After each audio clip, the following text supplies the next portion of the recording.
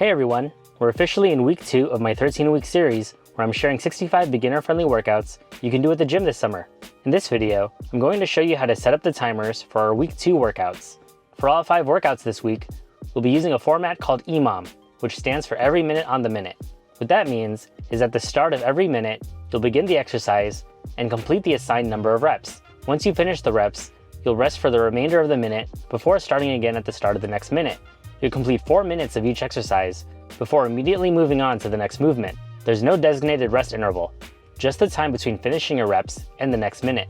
So here's how we set up the timer. I'm going to show you how to do this on the app called Seconds Interval Timer, but you can also try to get as close as you can on another interval timer app you like. First, open the Seconds app, hit the plus icon at the top right, then tap Custom Timer. Let's name this timer EMOM 8 exercises, 4 rounds.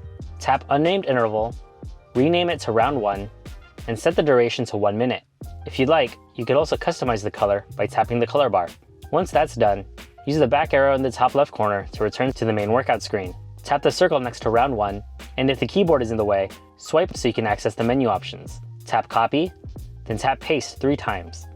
Now rename the copied intervals to Round 2, Round 3, and Round 4.